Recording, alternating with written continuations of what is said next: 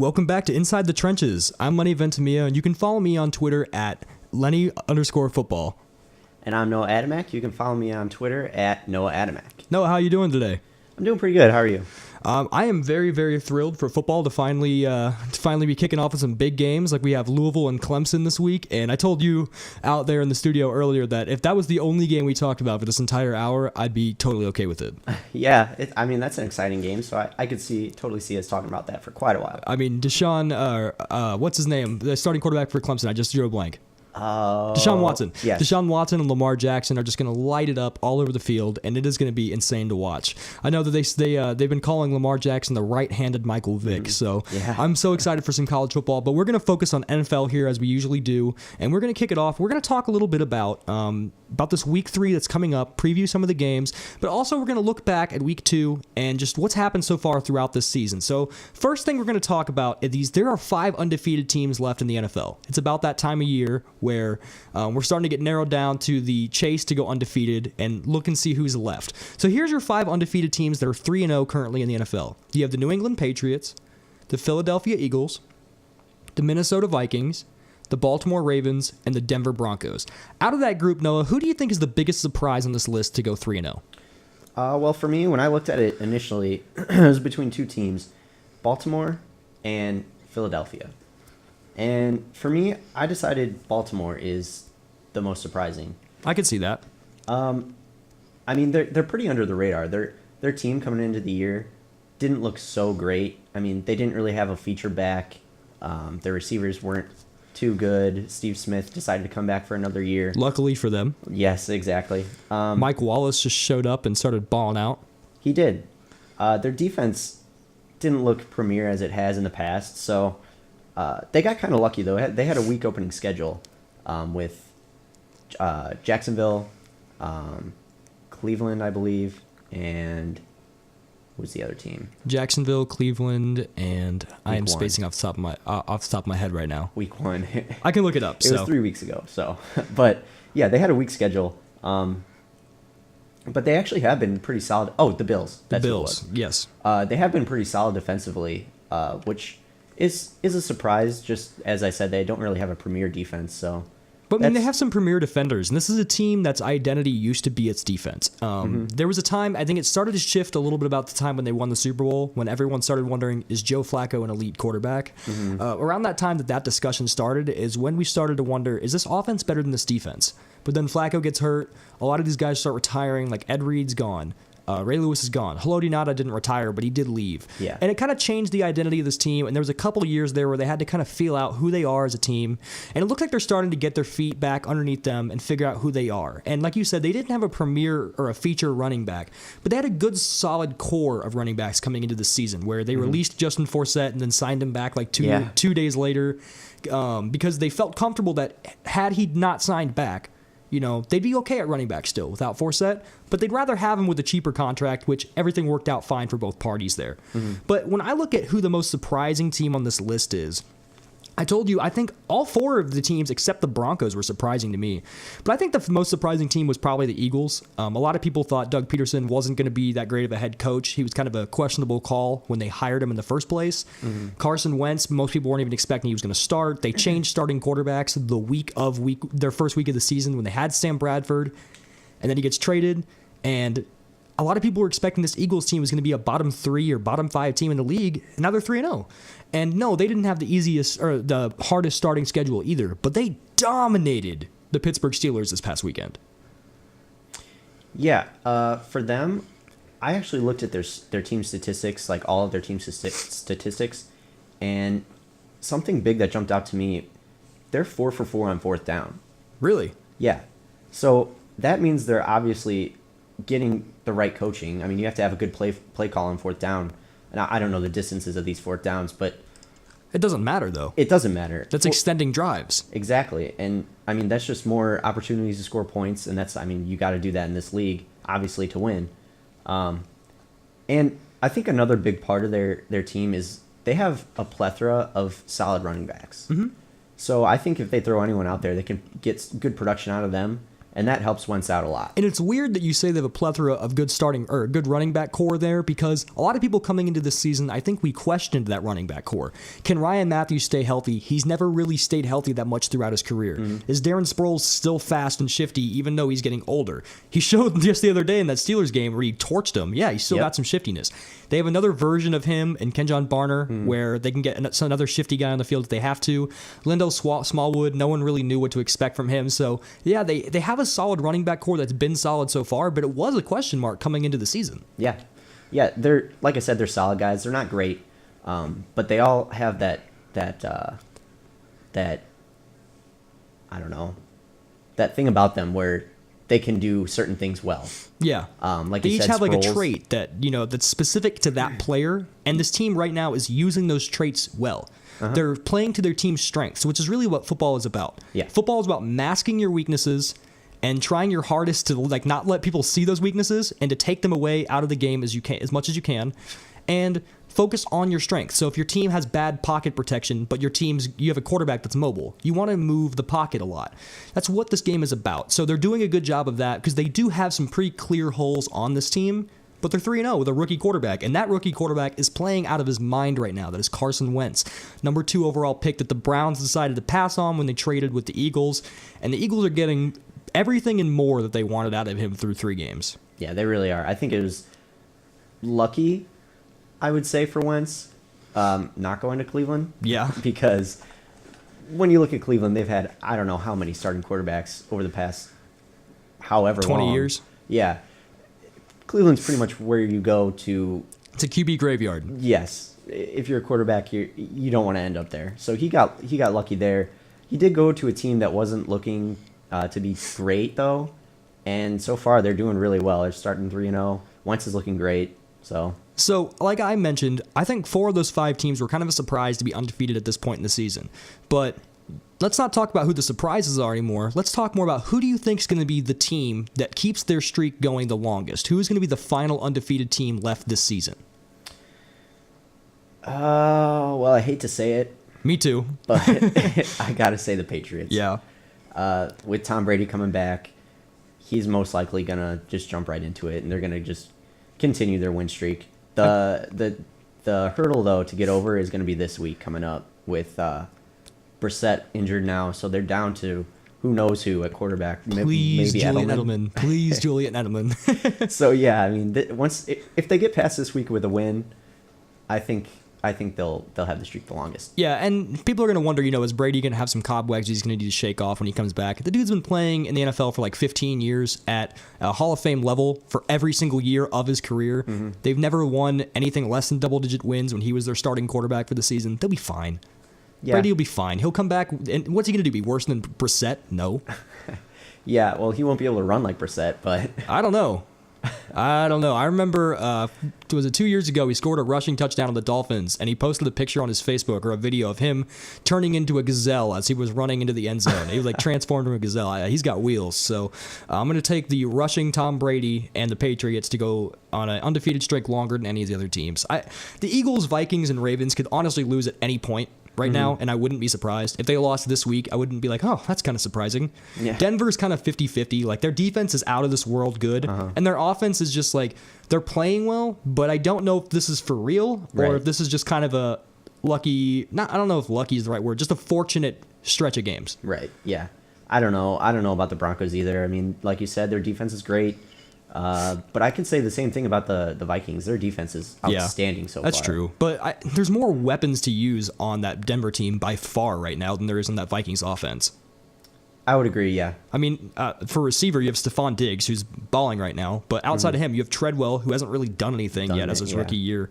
You lose your best player on the team in Adrian Peterson. So, yeah, they have a dominant offense. But Denver just there's something about their team, especially with the weapons they have on offense, that just looks like a better candidate to stay undefeated longer than this Vikings team.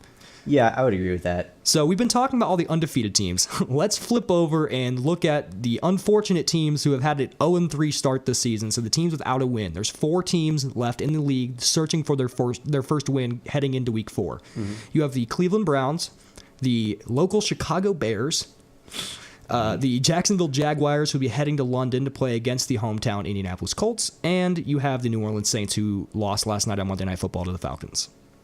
So, my question for you, Noah. Of those 4 teams, who do you think has the best chance to make the playoffs? If you had to pick one.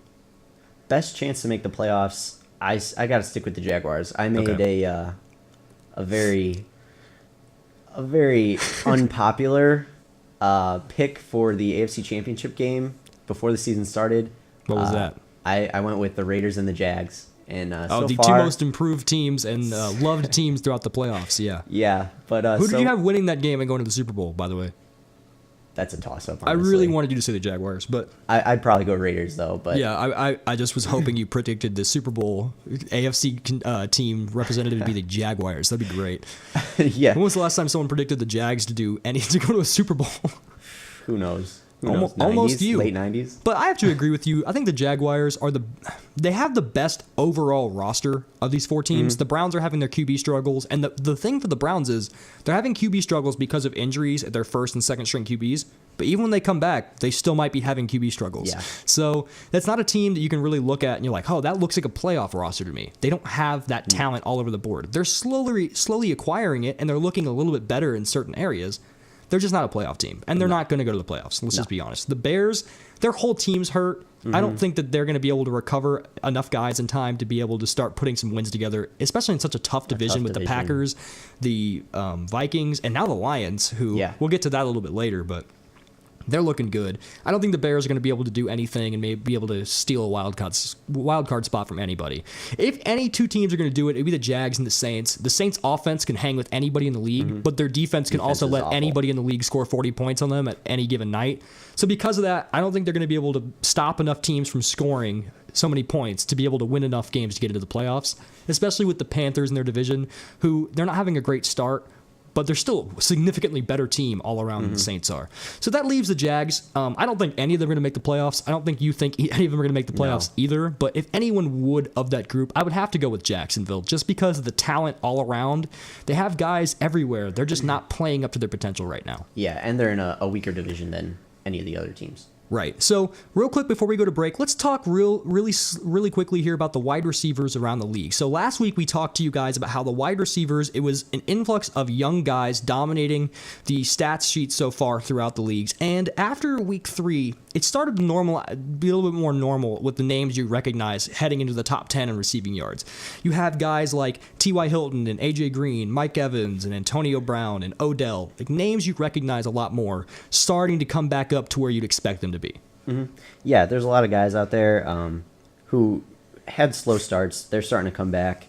Odell still doesn't have a touchdown, which isn't good for the Giants, but he's getting up there in yardage. Shepard's been picking up the slack that Odell was kind of letting down for the first couple of weeks. Yeah, I'm actually pretty impressed with Sterling Shepard. And if Sterling Shepard keeps playing the way he's playing, defenses are going to have to start focusing on him a little bit more. And if you just take that little bit of help over the top away from Odell, who knows what could happen. Yep. Yeah, exactly. And then I still think it's interesting, too. A lot of those young guys that were up there, like in the top 10, they didn't fall far. They're in the top 20 still, a lot of them. So I think that's interesting still. You want to talk about the big surprise there at the top of the list? Yes. Marvin Jones. The best receiver in the NFL, confirmed. Number 1 with 400 and 8 yards. 8 yards. He is a solid almost... 83 yards ahead of second place. Yeah, which is nuts. I mean... He can thank Green Bay's defense for that one. I don't think he's the number 1, though, is he? He is now. He has 408 yards in 3 games. Maybe he isn't lining up as a number 1, but he's definitely the number 1. Yeah, Matt Stafford, obviously. Ask Matt Stafford who the number 1 is right now. Has shown that he loves Marvin Jones. So real quick before we finish looking through this list, Antonio Brown's there at number 4, but the guy you don't see even in the top 20 is Julio Jones. He's not playing very well right now at the beginning of the year. Last night I figured he'd dominate the Saints defense, and I believe he ended up with 1 catch. Speaking of a guy with no receptions, Kelvin Benjamin, who we were talking up so much for how well he played in his first 2 weeks, was held catchless here in week 3. So You're starting to see this list, like I said, get a little bit more normal, but there are some names still missing that you might be wondering where they're at. Now, we're going to be coming right back, talking a little bit more about some of the news around the league, but we have to go to a break really quick, so stay with us and we'll be right back. Welcome back to Inside the Trenches. I'm Lenny and my co-host Noah over here, and we were talking about Week 3 and Week 4 of the NFL, looking back at this past weekend and also previewing the upcoming week. And the thing that's really sticking out to us right now that we figured was probably the biggest storyline, at least in my opinion, the biggest storyline so far of these first 3 weeks of the league, are the Cardinals and Panthers have both started the season 1-2. These are the people that represented the NFC in their championship game last year, where the winner would go to the Super Bowl. These are the 2 best teams in the NFC, and they both have a losing record right now coming into Week 4. Yeah, I think one of these teams, it is a surprise, and the other, not so much. Which one do you think it's a bit of a surprise? Cardinals. Okay, I agree. Cardinals, they're a very complete team. They have all the parts to be a Everything. good team. I think they have the best roster in the NFL. Yeah, I would agree with that. They're legitimately good at pretty much every single position. Every spot. And their defense it's one of the elite defenses. And their offense has weapons everywhere. Yeah. Offense is doing great. Defense is doing great. They have the big 3 on offense with Palmer, Fitzgerald, and Johnson. So, honestly, I don't know what it is with the Cardinals, why they're doing so. And it's weird that you say that. I was looking up some of their stats. I wanted to dig a little bit deeper, and I wanted to find out what's the problem with the Cardinals. So they have a positive turnover ratio, so that's not the problem. They can get more turnovers than they're giving up. Yeah. That's not an issue. They're scoring more touchdowns than their opponents, so I don't see a problem quite there in getting into the paint. Mm-hmm. They're outgaining their opponents in yardage, both in rushing and passing. Not a problem there. They have just as many sacks on defense as they've given up on offense, so nothing unequal there. Mm-hmm. Now, here's the 2 biggest differences, because everything else looked like there's no reason why they should be losing. Right. They've given up 400 rushing yards in 3 games, which is too many. Yes. So they're not stopping the run as well as they could. Yes. And Palmer has a quarterback rating of 80. Which is weird because he's not playing that bad. I mean, he's not playing like the runner-up for MVP like last season, but he has a quarterback rating of 80. I think a big part of that quarterback rating is this last game he had against the Bills, though. Yeah, well, he started like 2 of 10. Yeah, and he had, 3 interceptions on 3 drives late in the game. So I think that has a big part of that QBR. But yeah, everything else being so even, there's no reason that they should. That's what I'm saying. Like, positive turnovers, more touchdowns than other people, more yardage. They're not giving up a crazy amount of sacks. They can't stop the run, and their quarterback's not playing as efficient as last year. That's it. Yeah, and they're 1-2. I don't know what's going on. I figured that when I would look at this, I would think, oh, there's the answer. There's the key. Maybe they've given up way too many sacks. Maybe they're not getting sacks, and that's the problem. They're having big plays on offense against them, but not getting big plays on defense. Nope. There's no obvious point to what the problem is. They just can't stop the run, and it's not like teams are gashing them for 200 yards a game, but they're not stopping it as well as they should. It could just be a factor of luck, honestly. I mean, the NFL does have a lot of luck involved. You never know what's going to happen. And I think last week, and we were going to talk about this here in a minute, maybe they just ran into an overly motivated Buffalo team this past week. Could be. It's hard to say. I don't know what the problem was. Yeah, honestly, I have no idea either. It's a really weird thing, because I predicted the Cardinals were going to win the Super Bowl. So seeing them go 1-2 was kind of weird to me. I was like, all right, what's the problem here? Hopefully they can get it back on track this next week. But let's move over to the other team, because like I said, with the Cardinals, we don't really see an obvious problem, which means typically when you see something like that, they'll be okay. Yeah. If there's not a really obvious problem or hole in the team that you're looking at and saying, man, they need to get that fixed up, then they should be okay. Maybe it's just a rough start, and they'll figure everything out as they go on. Carson Palmer will get his game back up to where it was last year, and they'll win 12 games. Who knows? Yeah. So they're playing the Rams this upcoming week, and that's a problem only because the Rams are bad when they're playing anybody but their own division, and they're the best team in football against their own division. So because they are in the same division, I don't know if I'm going to predict them to win or lose. I don't know. I have no idea. It's a coin flip whenever it comes to a Rams game. The Rams are significantly worse than the Cardinals all around, but they'll probably beat them just because that's the way it goes. Yeah, honestly. And their defense, honestly, is doing really well so far. So yeah, so I have no idea. I think the Cardinals still make the playoffs, though. I think they'll be fine. Probably. They're, like I said, best roster in the league to me, up and down. But if your quarterback can't play, very well, I mean, the rest of the roster is not that important. It's the leader of the team. Yeah. So let's look over at the Panthers. I said we were going to do that just a minute ago, and I got back. I'm still just dumbfounded by the Cardinals thing. But let's move over to the Panthers. What do you think the problem is with the Panthers? Why they're 1-2? I think the major problem is honestly Cam Newton, their biggest strong point last year. With the MVP of the league. Yeah. I think being the MVP last year and just the outstanding play that he performed last year, he can't live up to it, and he's trying to. I think he's trying too hard to be that. The expectations that are pretty high too. Yeah, but still, like he hasn't looked great. He hasn't really looked good all season. It's weird to think that there's a generation of kids younger than us where Cam Newton is probably going to end up being their favorite player ever. Like he's going to be their superhero growing up. Yeah, that's weird.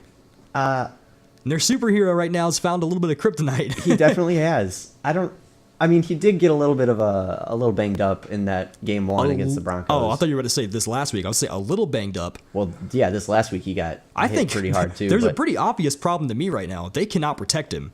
Yeah. Cam Newton has been sacked more than any other quarterback in the league so far through 3 weeks, 12 times in 3 games. Well, he's been sacked more than anybody in the league for however many years. Sacked, I guess not really, but hit. Hit, yeah. Because he runs so much. He's been sacked 12 times in 3 games. He was hit 12 times in this last game. Sacked 8 times in 1 game. 8 sacks in a single game for this Vikings defense. That's absurd. The Broncos couldn't even sack him 8 times. Yeah. And they were all over him. Uh-huh. Yeah. 8 sacks, man. At that offensive line. They shut down Kelvin Benjamin. They shut him down completely. No catches. No catches. They had 1 target that I believe he dropped. So he only had the ball thrown to him 1 time. So Xavier Rhodes is looking solid right now for the Vikings. Yeah. They needed him back on defense. That defense is scary. But, I mean, this Panthers offense was just blowing everyone out of the water last year. Mm-hmm. Now they can't score. They can't do it this year. I mean, they're getting severely outgained by opponents yardage-wise. Mm-hmm. Like their yardage last year, Cam was all over the field. Yep. Rushing, passing, no matter what. Their offense was just making drives. It was nothing. I remember my favorite moment of last season during the Giants game. The Giants made this huge comeback. And they tied the game up with about the 2-minute drill, right? There's a 2-minute drill for the Panthers to have to go out there and perform. Mm-hmm. Right as the Giants scored and tied the game up, you would expect the quarterback and the other team is probably sitting there thinking like, okay, they just scored like 28 unanswered points. We have a problem. They showed Cam Newton look at the camera, looked up at the scoreboard, and all he did was just nod with a grin on his face like, here we go. And I saw that and I was like, whoa, how many people look this calm and just so like, we're fine. This is going to be fun. I can't wait to go out there and make this crazy drive on national TV, and everyone's going to be so excited to watch me. And then I'm just going to dab on everybody. Yeah, it was the confidence last year. Yeah, and this confidence. Year he doesn't have it. He doesn't have it, man. He does not have it. And I mean, they had the weakest schedule probably in the league last year, too. Their schedule was pretty weak. But, I mean, that confidence was just insane last year. And it just seems like he's literally gotten it beat out of him. Yeah. Literally beat out of him. He's getting hit way too much. Yeah, they're also -2 in the turnover ratio. So they're turning the ball over too much as well. So that's kind of an issue for their offense that they need to work out a little bit. But another thing is, we talked about Carson Palmer's QB rating. Cam Newton, the reigning MVP of the league, 78 quarterback rating right now. That's not good. Not good. 78 is not good. The average is in the 90s. Yeah, that's not good. And we're giving all this blame to Cam Newton. It's definitely not just him. That defense is giving up a lot more yards and points than last year. Yeah. And I think it has a lot to do with losing Josh Norman, who he's a good player. He is. Their defensive backs this year, they have 2 rookies, I think, or a rookie starting and somebody else who isn't really a great defensive guy. Yeah, I think Ben Ricker's back at least, because I know he tore his ACL last season. But this Panthers, it's not there. Whatever it was last year is not there. Yeah, it's not. They definitely have more to worry about than this Cardinals team does. For sure. When you look, like I said, when you look at the stats with the Cardinals, there's no gaping hole right there where you're like, ooh, that's a problem. There is with the Panthers. Yeah, there's actually more than one. There's a couple. Yeah. So the Panthers have more to worry about. I definitely think they still win their division. The Falcons are looking good right now to start the year, but they have the last couple years and they always fall off. So I'm expecting for the big cliff dive for the Falcons to happen eventually here. And at that point, I think the Panthers will start winning games a little bit. And if Cam Newton gets his confidence back, who knows? He could be the best player in the league again. But it's weird. It's weird what confidence can do to you. So speaking of this Cardinals game just a minute ago and how they lost this last weekend, they lost to the Bills. And I know you kind of wanted to talk about this Bills game a little bit. Yeah, the Bills to me are interesting just because the first 2 games of the year, they couldn't stop anybody. They couldn't score. They couldn't do anything. Horrible. And then all of a sudden against the Cardinals, who are supposed to be one of the best teams in the league, if not the best. Yeah, they went off. And I'm curious as to why that is. And I'm also curious as to if they can keep that up. Well, I'm looking at this game right now from this past weekend. Tyrod Taylor had 119 passing yards. Mm-hmm. That's it. That's not good. 0 touchdowns, zero passing touchdowns, and a pick. He did not play well. So they stopped the pass, and they lost. Because LaShawn McCoy went off with 110 yards and 2 touchdowns. Tyrod Taylor had 76 rushing yards from the quarterback spot and a touchdown. That's what I'm saying. Like the only problem I see with the Cardinals is they can't stop the run, but this Buffalo team ran all over them. Buffalo, their strong suit last year was running the ball, and this year I think they tried to throw it too much in the first 2 games, and this could be the offensive coordinator who they fired last week, 2 weeks ago. And I think that's a valid point. They did fire their offensive coordinator, and now all of a sudden they go out and drop 33 points. Yeah. But the weird thing is, I don't think it was because of their offense. They got 5 sacks on defense and picked off Palmer 4 times. Yeah, their defense was nuts too. So, I mean, that could have been it also. And they also recovered a fumble. So they had 5 turnovers and 5 sacks on defense. So when your quarterback throws a pick, no touchdowns, 119 yards, and you score 33 points and beat someone, they won by old school football. Really good defense and really good running. Yeah, which is what they want to do, especially a Rex Ryan team. That's all he wants. That's what he does. Yep. And so it's good for him to have a mobile QB that can really kind of spread the field out a little bit too. So they played their advantages and they won. It's just simple as that. They did the 2 things that you were taught for years and years and years and years about football. You play good defense, you get turnovers, and you run the ball. They did it. They won. I'm easily. Interested. I know you were interested in this too. Do you think that they'll be able to carry this out? Well, I had brought up when I texted you, I said, do you think this is a case of where Rex Ryan's job is on the line, he's on the hot seat, and he gets his team up to play in a big game to help save his butt, and then they're going to crash again right after he saves himself? And then you said, well, it could also be their offensive coordinator. And I was like, well, yeah, that makes a lot more sense, but that's not as fun of a storyline. I don't know, man. It seems like every year there's a moment where Rex Ryan has to save his job. He does it, and then it just goes back to what it was. Was this that? Could be. It could be. But again, it could be the offensive coordinator, like I continue to say. Like I said, it makes a lot more sense, but yeah, you never know. If this guy that they brought in, if he just keeps running the ball like they did last week, I think they'll be able to keep winning. Now, I don't know if they'll be able to get in the playoffs, but I think they'll be able to put up some more wins. Well, quickly before we go to break, let's talk a little bit about the team that they're going to be playing against this week. They're playing against the New England Patriots, and I believe it is a road game for the Bills, so it'll be at New England. This Patriots team, we talked a little about them already, so let's just touch on them for a second. We don't know who the quarterback's going to be in this game. Because Brissett has to get surgery on his thumb, I believe it was. Yeah. So we don't know who the QB is going to be yet. But they dominated the Texans. Was it 27-0? So something like that. Yeah, and the Texans are a team that's built to kind of run. They forced the Texans to run, and they couldn't do it. They couldn't. So I don't know what's going to happen in this game. It's going to be, but it's a divisional game. The Bills always play the Patriots well. Last year they lost they lost both games to the Patriots, but they lost them both by a touchdown. Yeah, the Bills play well against the Patriots, and one guy that plays really well against the Patriots, who we haven't really talked much about at all, is Sammy Watkins. But he didn't play this last week. He did not play last week. That foot is still bothering him. So if he can go this week, that's big for the Bills. Because like I said, he always plays really well against the Patriots. But I don't know if he even plays, if he'll be a big factor. Like I said, if they keep wanting to run the ball. Who would you take in that game? Just real quick. Patriots. Take the Patriots? I will too. You kind of have to. I don't even want to talk about the Patriots. I really don't. So I'm not going to. So we're going to go to break real quick, guys, and we're going to come back and we're going to talk about your local teams, the teams you really care about, the Colts and the Bears. So hang with us through this break, and we'll be right back. Welcome back to Inside the Trenches. I'm Lenny with my host Noah over here, and we are going to talk about the local teams around this area, the Colts and the Bears, their weeks from last week, and their preview for their games this week. So let's start with the Colts, the hometown team here. The Colts got their first victory over the weekend when they played against the Chargers. They had to squeak it out there at the very end, though. They won 26-22 with T.Y. Hilton getting a 63-yard touchdown. T.Y. had been struggling and hadn't found the end zone in, I believe it was 7 games in a row he hadn't scored. He came through with the biggest play he possibly could have come up with to win the game for the Colts, and they finally got a win this season to kind of calm down all the anxiety in this area. So, Luck played a little bit better.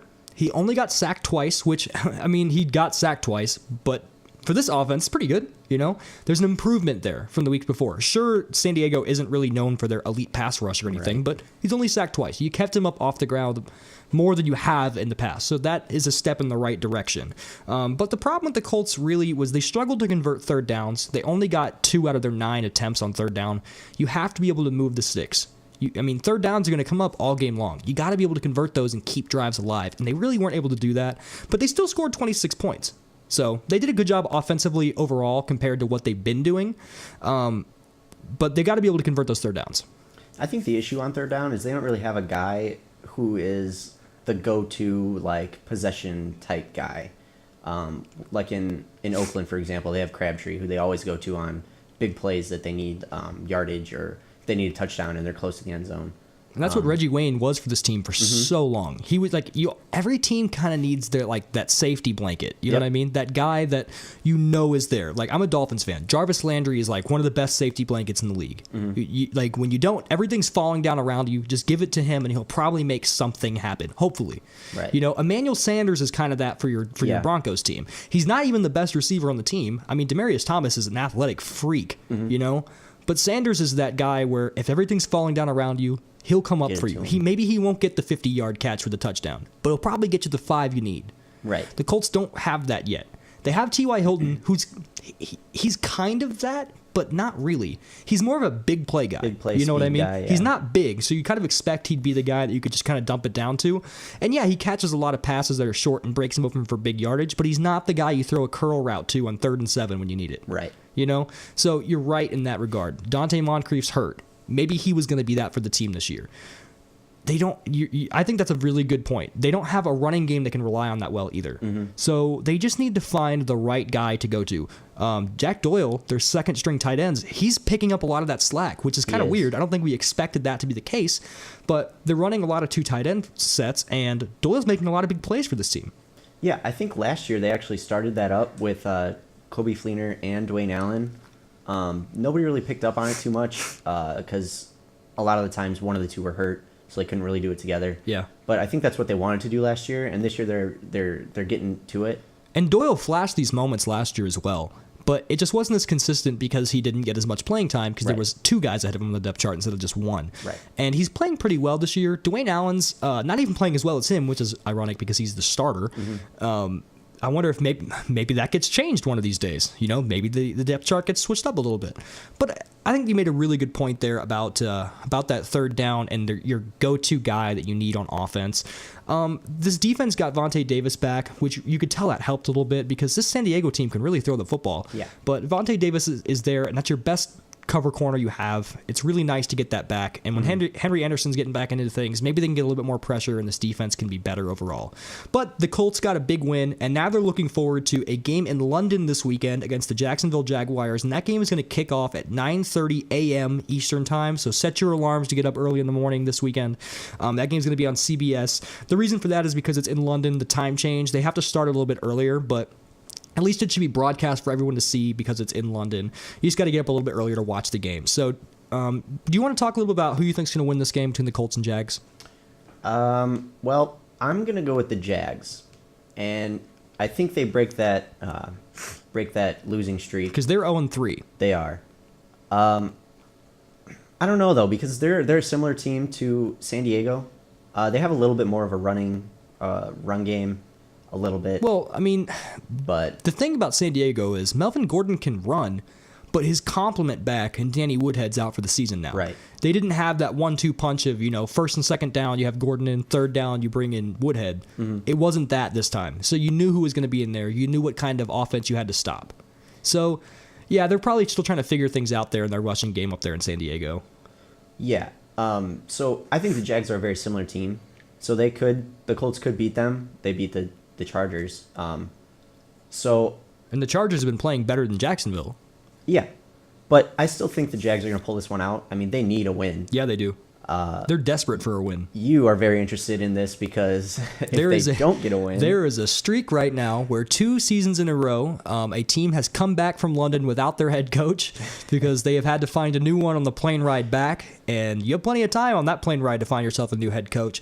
Last year, it was the Miami Dolphins. They fired Philbin after the London game where they got just torched by the Jets. And I'm hoping, I guess I shouldn't say I'm hoping, but I'm interested to see if the streak is going to be kept alive with Gus Bradley if they cannot pull off the win against the Colts here in week 4. Because this team had a lot of hype around them in the preseason. If they start 0-4, especially when their offense was supposed to be one of the best offenses in the league, right? You know, Blake Bortles has all these weapons. Yeah. They just keep giving him weapons, just throwing weapons at him. This time they added Chris Ivory, just weapons, and they can't score. Yeah. So there could be a coaching change. There could be. But anyway, I think the Jags are going to win it just because they have a better receiving core. And, the Colts got Vontae Davis back, but their secondary still isn't great. I think Bortles will be able to pass on this Colts team. Well, so I was trying to say, you know, they're known for their passing attack. They're known for their ability to score points, but they're struggling on offense. But like you said, the Colts are struggling on defense. So, you know, what's going to give here? Which side of the ball is going to be the one that wins? The struggling defense of the Colts or the struggling offense of the Jags? One of them has to win. I mean, I guess they don't have to, but if the Jags can't score, then the defense is going to look good for the Colts and vice versa. So one of them is going to have to win that battle. Who's it going to be? And that's probably what's going to decide this game. The Jaguars on defense are actually, I think, a top 10 team right now in the league. They're pretty good. The Colts can score. That's going to be an interesting matchup, but that's not what's going to probably decide the game. It's a good defense versus a good offense, but it's a bad defense versus a bad offense when you flip sides. Whoever wins that tug of war is going to win this game. Is probably going to win. Right. I think the Colts have been better so far in every single aspect of offense between the two teams, and even on defense, really, too. When you look at like the total stats of like total yards, rushing, passing, points per game, the Colts have actually been better for the most part than the Jags. But overall, when you look at the games and you actually watch the tape, the Jags defense is still playing better than the Colts. This Colts defense, they're giving up more yards and stuff like that, but I mean they're making big plays. You know what I mean? Like this defense, the Colts defense is so weird, man. Like they come up big at sometimes, and other times they just look awful. The Jaguars defense is also weird because they're trying to make up for a bad offense. You know what I mean? And they're not playing bad at all. But they can't win games, so you got to point the finger somewhere. Yeah. So I don't know, man. I'm gonna say that the Colts win this game in London. I won't be surprised if Gus Bradley comes back to the States without a job. I'm not going to predict that that's the case, but I wouldn't be surprised, and I think this is going to be more of a shootout than we probably expect. I think that this Jaguars offense is probably going to find a little bit of a rhythm just because this Colts team does have a tendency to give up some yardage. Whether they don't give up points, that's a different story. But I think the Jaguars will be able to find some success here on offense. Hopefully, they can get into a rhythm where Blake Bortles and these receivers can start finding some chemistry, and they can start expanding on this for the rest of their season, and they can be our 0-3 team that comes back and makes the playoffs. They could be, and Allen Robinson really stepped it up last week, so that's a good sign for them. Yeah, he did. He struggled for the first couple weeks of the season, but he really picked it up, getting a pair of touchdowns last week. So he's the guy that was really the big playmaker. He was their kind of go-to guy last year. When you really needed someone to make a big play for you, he was the guy you put the ball in the hands of, and he looked a little bit similar to that this week than he did the weeks before. So you have the Jags winning, I have the Colts winning, but let's look at the Bears now. So the Bears fell to 0-3 with a loss on Sunday Night Football to the Dallas Cowboys. They lost 17-31, and they predictably could not stop the run. Zeke had 30 carries, and Dallas just ran at them all night long. And I actually noticed, I don't know if you know who this is, I noticed in a press interview, Dak Prescott looks a lot like Daniel Cormier. He's a UFC fighter. Just a random notice I saw today. I was like, he looks a lot like Daniel Cormier. So I thought that was a really interesting note to throw on the show here. But Zeke ran at them all night long. Daniel Cormier right there, the quarterback, was throwing. He hasn't turned the ball over yet. 3 games into the season, and there's a lot of talk as to whether or not Dak Prescott will stay at quarterback when Romo gets healthy. But Stephen Jones and Jerry Jones have both said that's not the case. This is still Romo's team, and they believe Romo gives them the best chance to win. My argument for that is that Dak Prescott, sure, he isn't turning the ball over, but they're kind of playing it safe with him and not letting him take as many chances, and he's not really scoring touchdowns. No touchdowns. He's got 2 rushing touchdowns and a passing touchdown, so your starting quarterback's getting 1 touchdown a game. Romo would get you at least 2 or 3. Yeah. You know, maybe, sure, he turns the ball over once or twice, but he's getting your offense more points. Yes. So I like Romo better personally right now. That's not to say Prescott won't become better, but right now I like Romo better. Yeah, I think with Romo, they let him kind of sling it more. Like, they let him do what he wants. With Prescott, I think they're trying to... They're just kind of babying him a little bit. Yeah, they're, like, purposely not letting him throw, like, all over the place. Which is not a bad thing. You want to keep the confidence of a rookie QB pretty high. Right, but that doesn't really help your team. And that's kind of the difference between him and Carson Wentz right now. They were really being compared side by side. Is Wentz is just throwing these pretty balls down the field, getting a lot of touchdowns, and looking great. Prescott's looking really good, too. They're just not opening the playbook up for him as much as they should. Right. Yeah, I think once Romo's available to come back, he'll definitely get that job. I don't think it's really going to be... But then when he gets hurt 3 plays later, Prescott will be back and be ready to go. Yeah, you're right. And I think if that actually does happen, like if Romo gets hurt again this season, I think they'll open it up for Prescott. Yeah, I mean, Romo's probably going to have 1 really solid drive this season before he gets hurt. Yeah, I could see that He's going to happening. go like 90 yards, get down to be like 2nd and 1 on the 1, and then Prescott comes in and finishes out for forever. Yeah, I could definitely see that happening. All the Cowboys fans are like, here we go. Finally have Romo back. And then just his back breaks. Or everything breaks. That's possible. Yeah. For the Bears, though, Brian Hoyer did not look very bad in this game. He had some pretty good numbers, but he did fumble the ball there on their final drive when they were trying to make their comeback attempt and ended up losing the game for the Bears. Mm-hmm. But he didn't look bad. I think he gives the Bears a chance to win, but not any more than Cutler would. Right. And... I mean, he's not a good quarterback. He's a serviceable quarterback. Like, he's the kind of quarterback that I was saying with last week, like kind of with Denver. You know, if you have a good defense and you can run, he'll not mess it up for you. Yeah. Sometimes. He messed it up in the playoffs. Issue is for the Bears. He usually won't mess it up for you. They don't run and they don't have a good defense. Yes, exactly. So you're leaning on Brian Hoyer to win your games, and that's not going to happen. Yeah, no. So this next game, they're playing against the Lions this week. They're going to have their hands full playing against this passing attack of the Lions that is just all over people right now. That passing attack is dangerous. Mm-hmm. They are slinging the ball. And I was just wondering, you know, is Marvin Jones, is he the new Calvin Johnson in this offense? Slow down a little bit. Slow down. Marvin Jones. Marvin Megatron Jones. Okay. Is leading the league New in receiving. I guess. Yeah, he's leading the league in the receiving, but I think that has a lot more to do with Stafford's ability to chuck the ball than Marvin Jones' ability to... Megatron. His ability to catch a deep ball. I agree. Marvin Jones is playing really well right now. We talked about this a little bit earlier, so I'm not going to talk about it too much, but he's playing better than anyone would have expected he would have done. I mean, most of his production did come from one game, but man, it was a heck of a game. It was. So... But who's going to stop him on the Bears defense? Who's going to stop Golden Tate? Nobody. No one. And now an interesting thing is they just today signed Joik Bell, Chicago did, so maybe he can give away some inside secrets of this Lions team to the Bears, but even that's not going to save them probably. I just assume they're going to get passed all over. If any way the Bears are going to win this game probably because the Lions have a pretty decent pass defense with Ziggy Ansah rushing the passer and Darius Slay out there at corner helping shut guys down. They played pretty well. You would think you'd have to beat them by running. 2 problems there. The Lions haven't given up a rushing touchdown yet this season, and the Bears have no running backs to really use. That's true. Jordan Howard, though, he's a rookie, so you never really know with him. But you're right. I think they're going to have to run. And they haven't given up a rushing touchdown this year. So how are you going to score? If they shut you down from rushing the ball in, you going to let Brian Hoyer just sling it around? I don't think you can. The Bears can't pass protect. Is Ziggy Ansah just going to eat this game? That's the issue. I think the Lions pass rush with Ziggy Ansah is going to stop them from passing. I don't think their secondary is too great just because in their first game, or whenever they played the Colts, I think that was week 1. Yeah, it was. They got thrown all over. Yeah, I guess they've just been playing better since that point. That's true. Maybe they got coached up a little bit. Maybe it's just been a weaker couple games where, you know what the weird thing is in that Packers game this last week, their pass defense looked atrocious in the first half, but I think Aaron Rodgers had like 20 passing yards in the second half.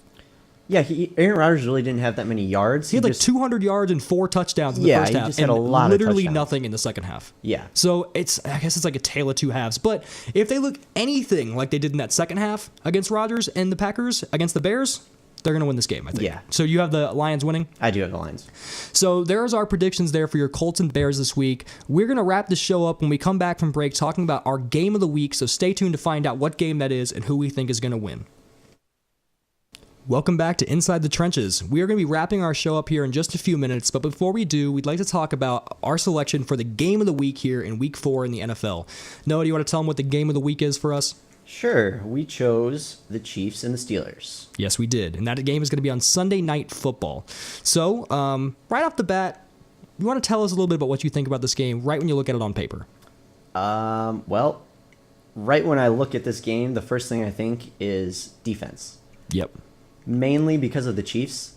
Their defense is ridiculous. Absolutely insane. What happened last week? No, just refresh my mind. Last week, the Chiefs had 8 total turnovers. How many? 8. That is absurd. Nuts. If I didn't know that already, I wouldn't believe you. I would think you read that wrong, and I would go double check it. I think the crazy part about that, though, is 6 interceptions. Yeah. Like, the that's fact that there was insane. even enough time for them to fumble twice. Yeah, like, I don't get it. I don't know how they didn't pull him after 6 picks. Yeah, Fitzpatrick looked atrocious. But, Like you said, like, what are you going to do, put Geno in? yeah, I mean, I guess he's not not. much better. No, none of them are. Their whole quarterback core is just awful. Terrible. But, yeah, defense in this game I think is going to be key.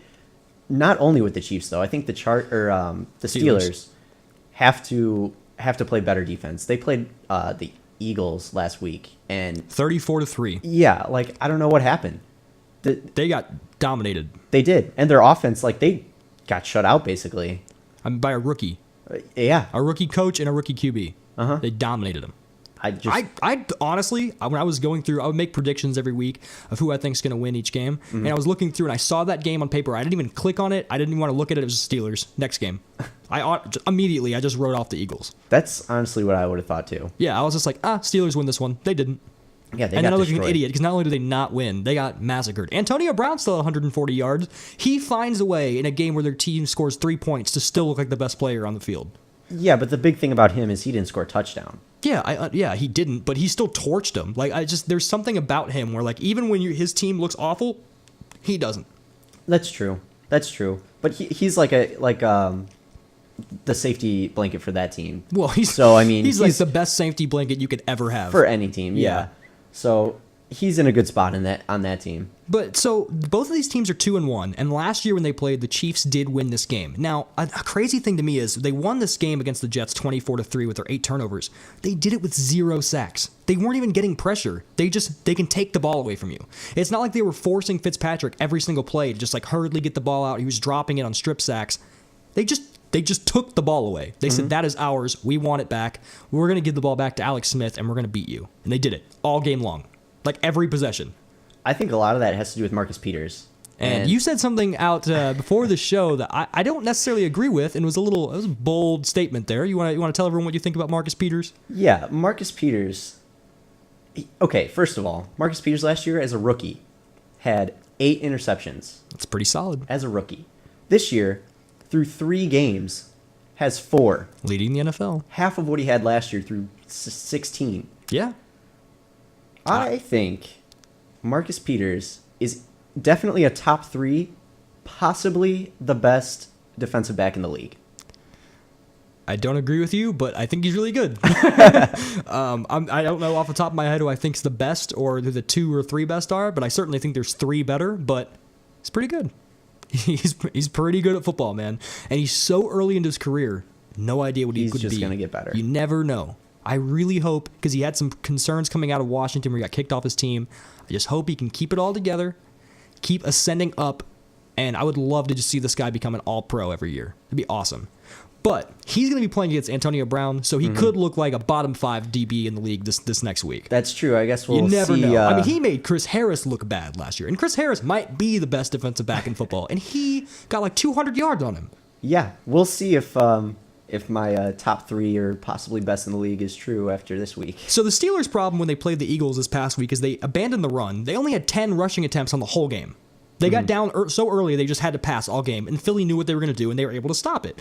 They had no answer for the Philly offense, rushing or passing. No answer at all. Their defense looked good in games before this. Nothing against this Philly offense. So The Steelers are -1 in turnovers. The Chiefs are +5. So right away, you can see where this game could get out of hand. But when it comes to defense, Pittsburgh has 1 sack in 3 games, which is awful, and the Chiefs only have 3. So you're probably not going to see a lot of pass rushing, which makes me wonder, is Big Ben going to be forced into making bad throws with a team that doesn't get a great pass rush?